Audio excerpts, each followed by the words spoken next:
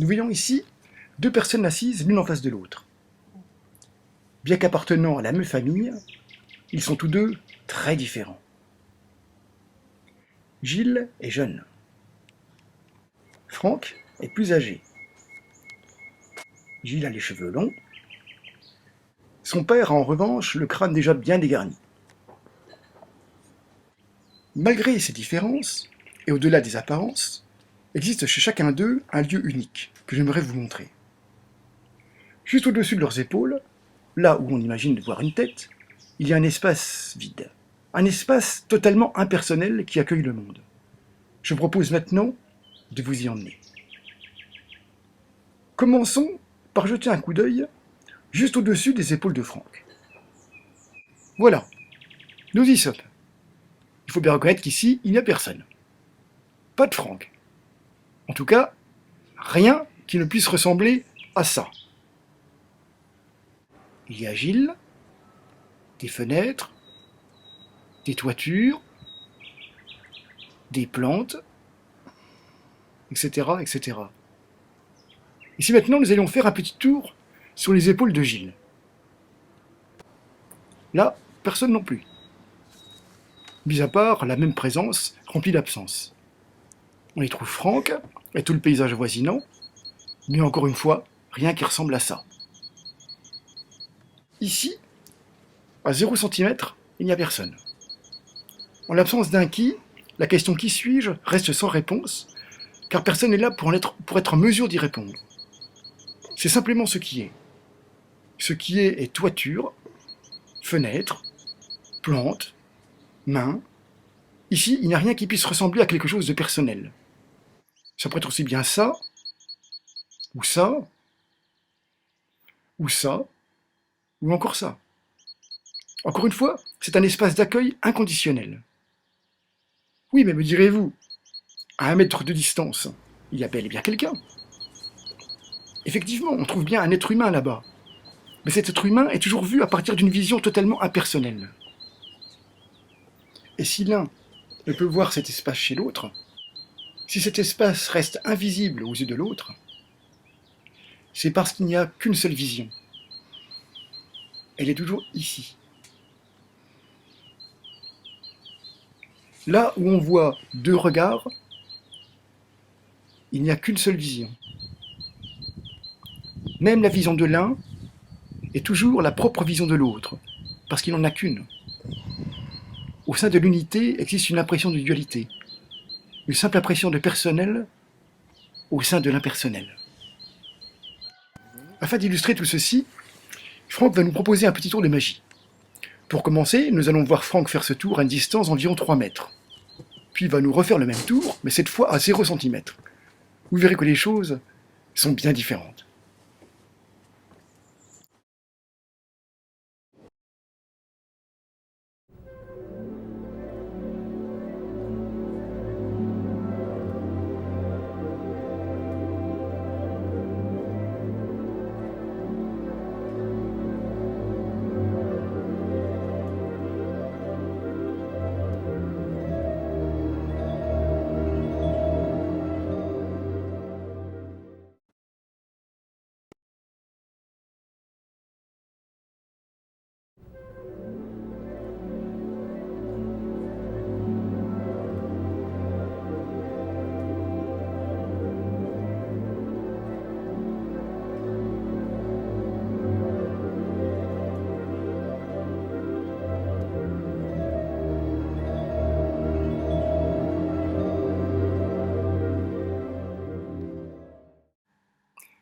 Si je m'amuse à dresser un inventaire de ce vide, de cet espace, je me rends compte qu'il est bien rempli.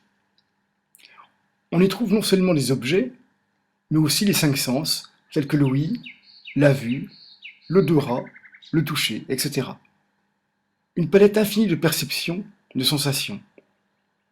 On y trouve également un style, une personnalité, avec ses préoccupations familiales et professionnelles. Cet ensemble corps-esprit est constitué à 100% de gènes transmis par nos parents, ainsi que par nos plus lointains ancêtres. Son fonctionnement est donc entièrement conditionné. On trouve par exemple ici une immense gentillesse, comme une incapacité totale à gérer les conflits, sans oublier une profonde addiction pour les M&M's et les bonbons Haribo. Cependant, ici, tout est parfait. Il n'y a rien à changer. Et s'il n'y a rien à parfaire, c'est parce que la volonté de le faire ainsi que les moyens mis en œuvre pour y parvenir sont déjà eux aussi totalement conditionnés. Mais revenons à la vision. Nous voici dans un parc. Ici, personne. Personne mis à part ce qui est. Ce qui est pelouse, arbres, chants d'oiseaux, etc. Je fais d'ailleurs remarquer au passage que l'on a beau se déplacer, c'est toujours ici, maintenant. Toujours ici et maintenant. Même si aujourd'hui, beaucoup de gens semblent être ailleurs, ne pas être ici maintenant, dans l'instant présent, est tout à fait impossible, mis à part de notre imagination. Continuons ces petites promenades. Oh, au sein de ici, je vois une personne là-bas qui me fait signe de la main. Ah, je la reconnais. C'est Anne. Une amie que je n'ai pas revue depuis bien longtemps. Un bien longtemps n'étant qu'un souvenir, s'actualisant dans cet éternel maintenant qui est toujours ici, maintenant. Une situation des plus banales. Il faut bien avouer qu'en règle générale, les choses ne se passent pas tout à fait comme ça. Si vous voulez bien, faisons un petit flashback. Oh, au sein de ici, je vois une personne là-bas qui me fait signe de la main. Seulement, à ce moment-là, le cerveau, la machinerie située juste au-dessus de nos épaules, cette machinerie se met à table. Comme par magie, même si c'est toujours ici, l'imagination me fait voir un quelqu'un là-bas. La machine continuant à tourner produit alors des pensées. Oh, si j'avais su, je me serais rasé ce matin. D'autant plus que, oh là là, j'ai pris un sacré coup de vieux. Alors qu'en vérité, ici il n'y a ni barbe, ni coup de vieux. Il y a simplement ce parc, le chant des oiseaux, et Anne qui salue ce vide qui accueille toute chose.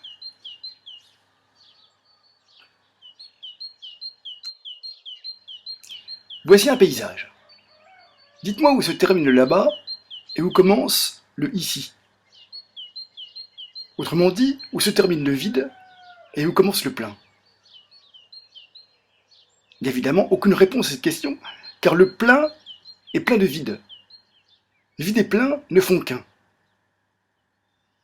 Maintenant, si je ne porte pas mon attention sur ce paysage, si je ne porte pas mon attention sur les chants d'oiseaux, est-ce que le paysage et les chants d'oiseaux disparaissent? Plus précisément, ai-je besoin, je dis bien besoin, de porter mon attention pour que les yeux voient et pour que les oreilles entendent? Évidemment, la réponse est non. Si je ne porte pas mon attention, est-ce que cette présence remplie d'absence disparaît au profit de ça? Bien sûr que non.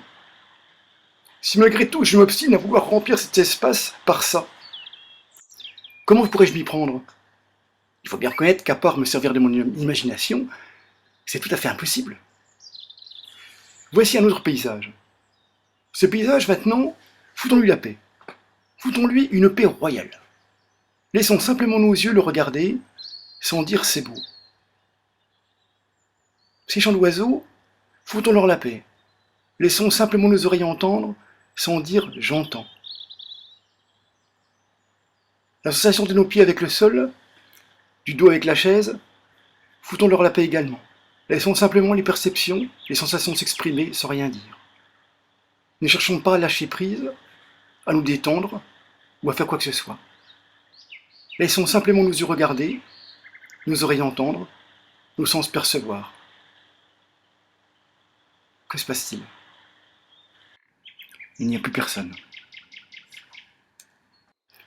Lorsque personne ne porte son attention, c'est cette fois le paysage et toutes les perceptions qui regardent.